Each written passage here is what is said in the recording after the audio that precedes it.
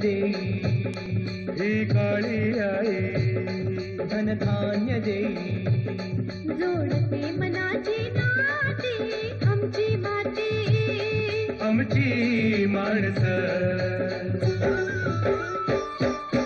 आमची माती आमची माणसं आमची माती आमची माणसं आमची माती आमची माणसं आमची माती आमची माणसं.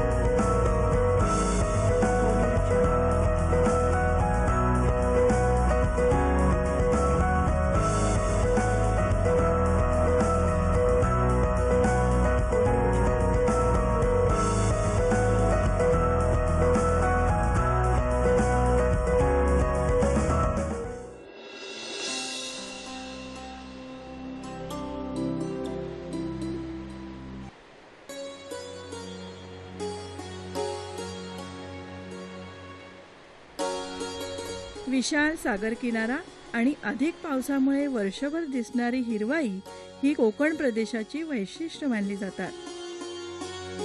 महाराष्ट्राच्या पश्चिमेकडील या चिंचोळ्या भूभागावरील माणसं वर्षानुवर्ष चालत आलेल्या पद्धतीनं शेती बागायती करत आली आहेत.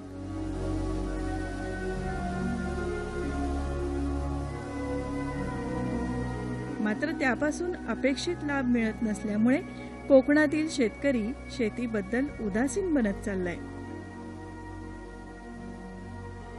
शेतीच्या बरोबरीनं 4 पैसे मिळवून देणारा एखादा पूरक उद्योग करावा असं शेतकऱ्यांना वाटत असतं. मात्र इतर 4 लोक जो व्यवसाय करतायत तोच व्यवसाय करावा म्हणजे आपला तोटा होणार नाही अशी शेतकऱ्यांची धारणा असते.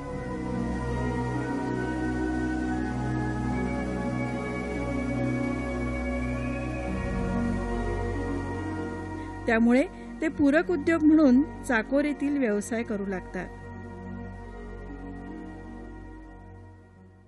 बदलत्या काळाच्या गरजा ओळखून शेतकऱ्यांनी पूरक उद्योगाच्या नव्या वाटा शोधायला हव्यात.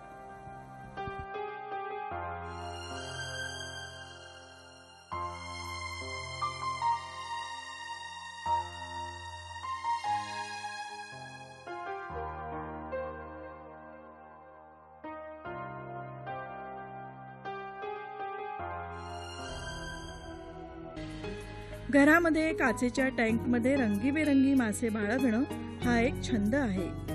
हल्ली हा छंद वाढीला लागला असून काही ऑफिसेससाठी शोभिवंत माशांचा टँक, फिश टँक ही आवश्यक बाब झाली आहे.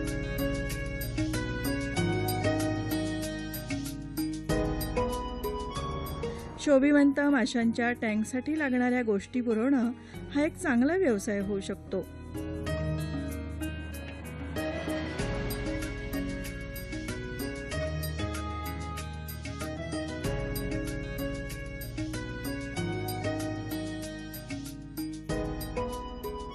शोभिवंत मत्स्यपालन जो आहे तो आज मोठ्या प्रमाणावर त्याला स्थानिक, राष्ट्रीय आणि आंतरराष्ट्रीय अशी बाजारपेठ आहे.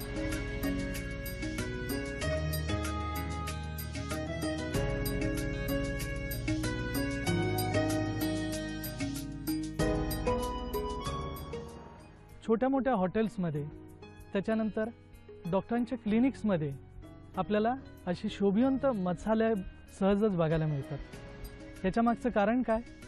तर शोभिवंत मत्स्यालय जे आहे, शोभिवंत मासे हे लहानांपासून वृद्धांपर्यंत एक आकर्षण असं झालेलं आहे. त्यानंतर वैद्यकीय शास्त्रानुसार असं सिद्ध झालेलं आहे की शोभिवंत मत्स्यालय आपण दिवसातनं 2 ते 3 वेळा 15 मिनिटं जरी आपण बघितला तरी आपल्या शरीरावरचा ताणतणाव आणि आपलं प्रेशर जे आहे, ब्लड प्रेशर, ते निश्चितच कमी व्हायला आपल्याला फायदा होतो.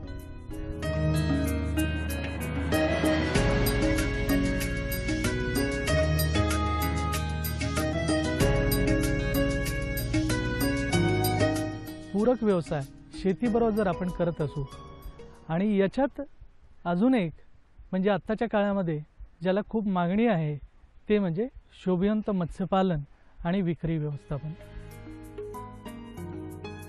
ही गोष्ट लक्षात घेऊन रत्नागिरी जवळच्या कर्ले गावातील रंजन आणि दिनेश आगाशे यांनी शोभिवंत मत्स्य संवर्धनाचा व्यवसाय सुरू केला. सांगायला मला आनंद वाटतो की ही दोन्ही भावंड जी आहेत रंजन आगाशे आणि दिनेश आगाशे यांचा मत्स्य व्यवसायाशी दूरपर्यंत कुठलाही संबंध नाही आहे.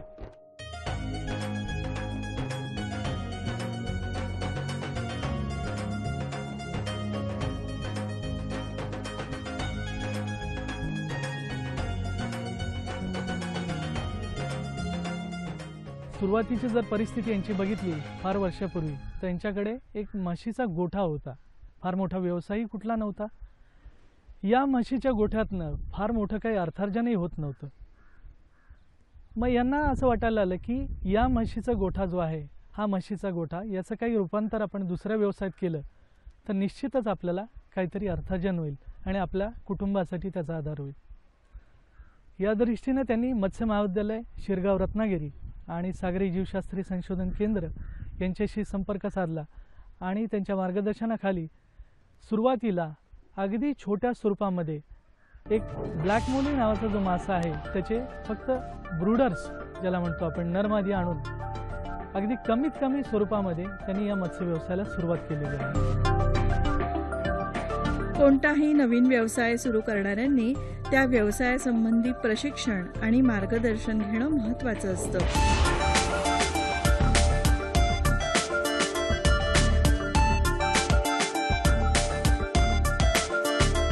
त्यामुळे व्यवसाय वाढीसाठी काय करावं आणि काय करू नये याचा अंदाज बांधता येतो आणि यशाचा मार्ग सुकर होतो.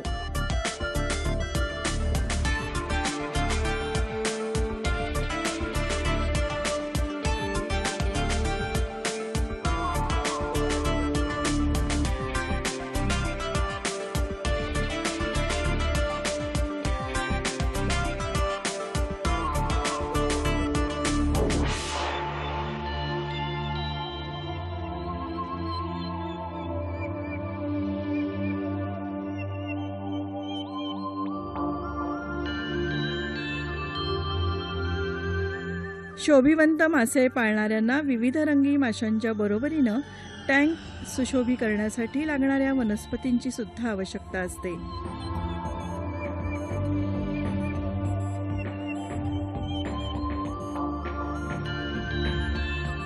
शिवाय माशांसाठी लागणाऱ्या जिवंत खाण्याच्या शोधातही ते असतातच. त्याच्यानंतर यांनी वेगवेगळे मासे आणून त्या ठिकाणी त्याचं प्रजनन करणं, पिल्लांचं संगोपन करणं आणि त्याबरोबरच या पिल्लांचं संगोपन करताना अत्यंत महत्त्वाचं होतं की त्या ठिकाणी या पिल्लांना जिवंत खाद्याची फार निकड असायची. हे जिवंत खाद्य जर असेल आपल्याकडे तरच आपल्याला या प्रजनन केंद्राचं आपल्याला त्या ठिकाणी यश मिळू शकतं निश्चितपणे. तर यासाठी या तिन्ही केंद्राचा मत्स्य महाविद्यालय, सागरी जीवशास्त्री संशोधन केंद्र आणि केवी कृषी विज्ञान केंद्र लांजा यांच्या साहाय्याने त्यांनी मार्गदर्शन घेऊन वेगवेगळ्या प्रकारचे जिवंत खाद्य कुठे आढळतात, त्याच्यानंतर त्या जिवंत खाद्यासाठी कशा प्रकारे कल्चर करता येईल हे ज्ञान चांगल्या प्रकारे अंगीभूत केलं आणि त्यानंतर हे आज स्वतःच्या स्वावलंबावर त्या ठिकाणी हे लाईव्ह फीड जे आहे लाईव्ह फीड कल्चर करतात आणि दुसऱ्यालाही ते कल्चर त्या ठिकाणी विक्री करतात. त्याचे जिवंत खाद्य मोयना म्हणून आहे.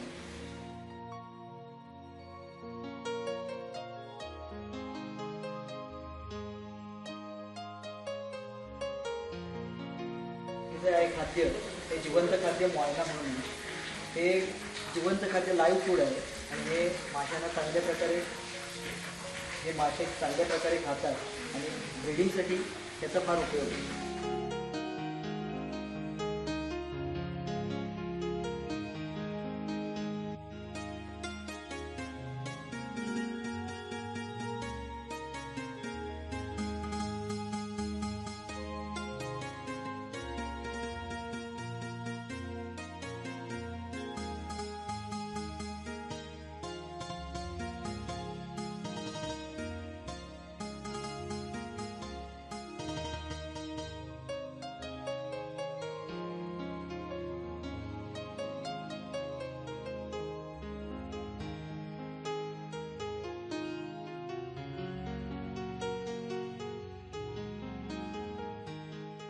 वेळोवेळी होणारे प्रशिक्षण कार्यक्रम सागरी जीवशास्त्रीय संशोधन केंद्र, मत्स्य महाविद्यालय शिरगाव रत्नागिरी आणि कृषी विज्ञान केंद्र देवदे लांजा यांच्या सततच्या मार्गदर्शनाखाली आणि त्यांनी घेतलेल्या वेळोवेळी प्रशिक्षण कार्यक्रमामध्ये या दोन्ही भावंडांनी अतिशय चांगल्या प्रकारे सहभाग घेतला आणि वेळोवेळी मार्गदर्शन केलेल्या गोष्टी अंगीकारल्या की ज्याचं आज आपल्याला फलित दिसतंय की ही दोघे भावंड हळूहळू या व्यवसायामध्ये प्रगती करत होती.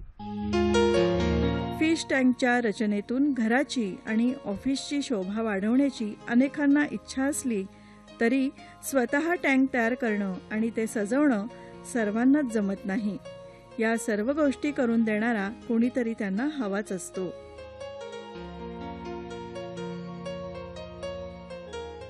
अंतर्भूत जे व्यवसाय आहेत त्या ठिकाणी लागणारी टाकी, या टाकीचं फॅब्रिकेशन, काचा आणून काचा जोडून त्या टँकच्या स्वरूपामध्ये लोकांना विक्री करून, त्याच्यानंतर टँक सेटिंग करून, त्याच्यानंतर त्याला लागणारी जी खेळणी असतील ती आणून ती विक्री करून आणि त्याला लागणारे जे मासे आणि याशिवाय त्याला लागणारे जे फिल्टर आहे प्रशिक्षणाच्या द्वारे त्यांनी याला लागणारे जे बायोलॉजिकल फिल्टर आहे ते बायोलॉजिकल फिल्टरची सुद्धा निर्मिती करायला सुरुवात केली आणि आज खूप चांगल्या प्रकारे फिल्टर तयार करून एक कंप्लीट युनिट आपण म्हणू शकतो ॲक्वेरियमचं ते लोकांना देत आहेत.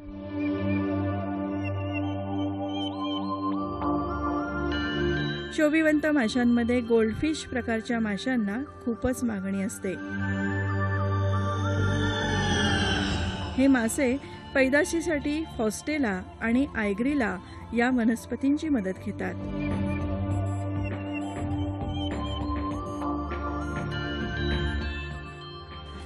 हे आता गोल्डफिशचं ब्रीडिंगचा सेट लावतोय. त्याच्यात कसं ते जिवंत पाणवनस्पतीचा बंच पाणवनस्पतीचा बंच तयार करतात.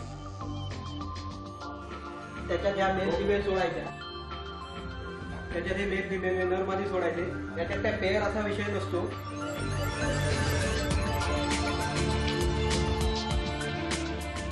आणि ही पहाटे टेम्परेचर लो झालं, वातावरणातलं टेम्परेचर जेव्हा लो होईल वातावरणाचं, साधारण पहाटे यांची अंडी घालण्याचा पिरियड असतो. तो सूर्य म्हणजे सूर्य उगवेपर्यंत ते अंडी घालतात.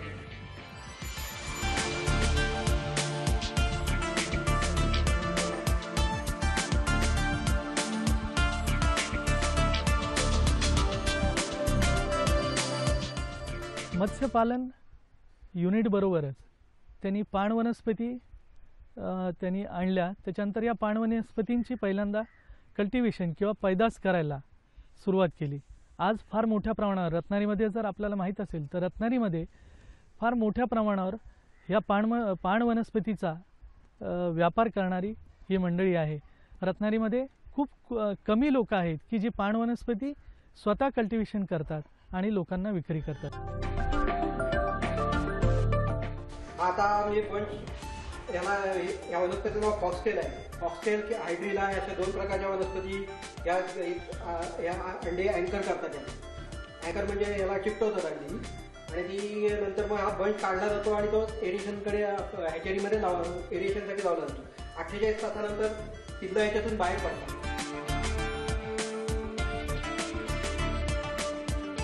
आणि ह्याला अंडी चिकटवतात. आणि याला एक्सटर्नल स्पॉनिंग म्हणतात. याला फिमेल अंडी अँकर करते आणि त्याच्यावर मेल स्पर्म सोडतो आणि त्याच्यातून जी फर्टिलाइज होतात ती पुढे त्याच्यातून ती बाहेर येतात. आता ही दुसऱ्या दिवशी सकाळी आम्ही तो बंच काढणार दुसऱ्या टँकमध्ये हॅचिंगला लावतो. या पाणवनस्पतींच्या पानावर गोल्डफिशची मादी अंडी घालते. ही अंडी घालण्याची वेळ पहाटेची असते. 48 तासांनंतर त्या अंड्यांमधून लहान लहान पिल्लं बाहेर पडतात.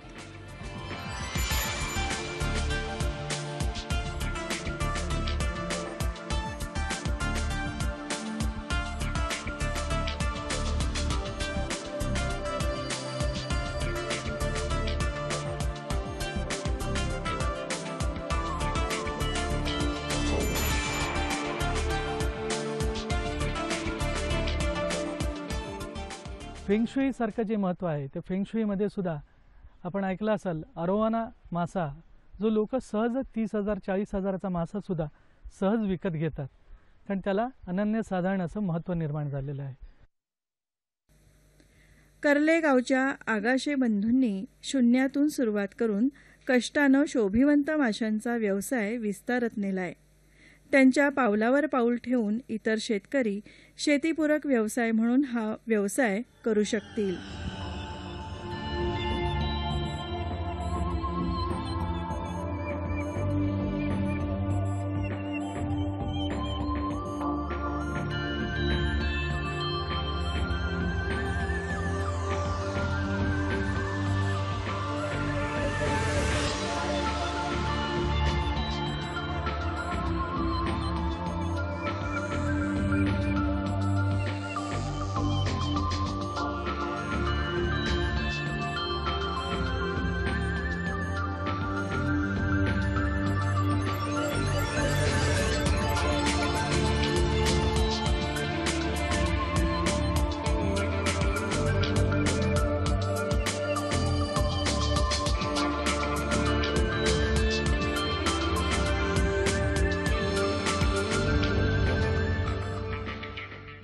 शेवटी व्यवसायामध्ये खाचखळगे असतात, नफा तोटा असतो, पण धाडस केल्याशिवाय काही आपल्याला चालणार नाही.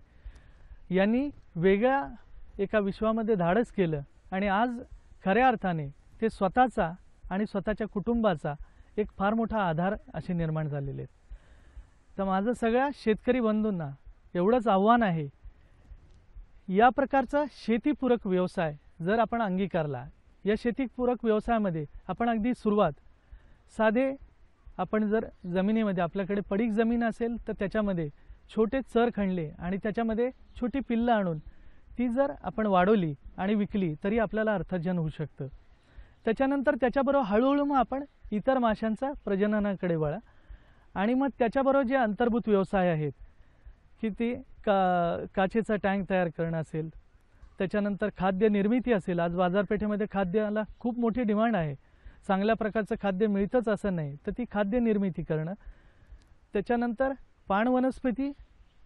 वनस्पतीचं कल्टिवेशन आणि त्याचा व्यापार आणि टँक सेटिंग, ही जी सगळी अंतर्भूत व्यवसाय आहेत ती व्यवसाय जर आपण करू शकलो, हे एकदम सगळ्यांना जमणार नाही, फार मोठी इन्व्हेस्टमेंट करू नका, पण छोट्या स्वरूपामध्ये जर आपण स्वतःला अनुभव घेण्यासाठी स्वतः आपण कुठे आहोत त्यासाठी आपण जर सुरुवात या मत्स्य व्यवसायाने केली तर या बाबतीतलं मार्गदर्शन कृषी विज्ञान केंद्र लांजा असेल, त्याच्यानंतर सागरी जीवशास्त्रीय संशोधन केंद्र आणि मत्स्य महाविद्यालय शिरगाव रत्नागिरी हे आपल्या सदैव पाठीशी असेल आणि आपल्याला या बाबतीतलं प्रशिक्षण आवश्यक असेल तर ते प्रशिक्षणसुद्धा आम्ही द्यायला तयार आहोत. शोभिवंत माशांच्या व्यवसायामध्ये रंजन आणि दिनेश आगाशे यांनी साधलेली प्रगती अन्य शेतकरी बांधवांना नक्कीच मार्गदर्शक ठरू शकेल.